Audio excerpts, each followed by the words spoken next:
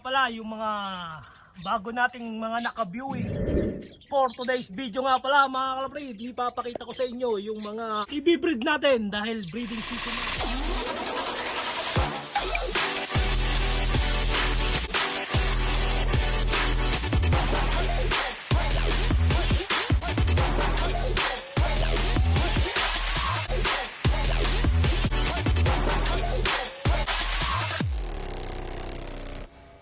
Papakita ko sa inyo yung mga nakasalang natin at i-breed natin for next year 2025 pigeon race.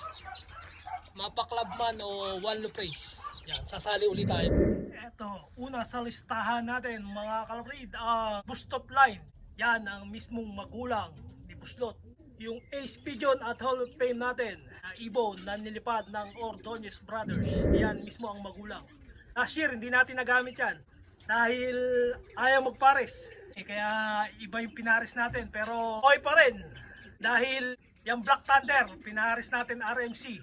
Money Bird yung anak sa Martinez Classic, one loop race, nag-money winner. Tapos yung babae, pinares natin sa Rocket at nag-finisher naman sa Bay Area Classic. Yan, nilipad ni Albert Quiado.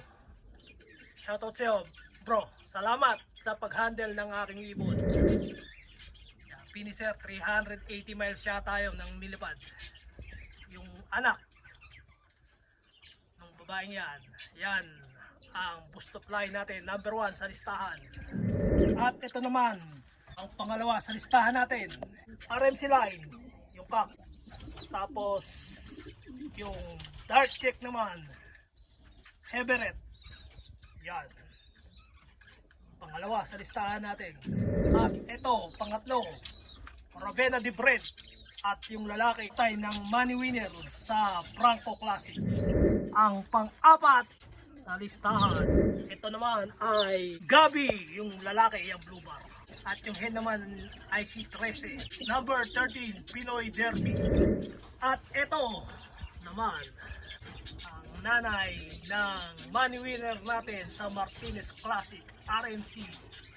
Tapos yung cock, Cannibal. Ayan, may dugong Cannibal yan. Yung cock. Yan ang mga te-testingin natin. Meron pa tayong mga idadagdag. Bali sa susunod nating video, ipapakita ko sa inyo mga kalaprid. At magse-select tayo dahil last year lahat ng sinali natin puro magkakapatid. At sasalihan natin magkapatid yung ini-entry natin. Pero ngayon, ang balak natin, lahat ng mapuproduce natin na maliit, na pahen o cock, yun ang ipapasok natin sa one loop race. Dahil yun ang naobserbahan natin. Mas mainam isali sa one loop race yung maliliit na ibon. Man tayo pinalad manalo ng malaking papremyo, nakakurot naman tayo this year. Kahit papano, hindi tayo na zero. Maliit yung premyo pero panalo sa ibon. Dahil may nag-money winner pa. Yan ang mga breeder natin this year. Para sa next season, yung mga magiging anak nila. Okay mga kalaprid, dito na lang ang mga video natin. Don't forget to like, share, and subscribe. At huwag mo na rin kalimutan pindutin ang notification bell para maging updated ka sa lahat ng aking pang gagawing mga video mga kalaprid. Okay, salamat at ingat, ingat.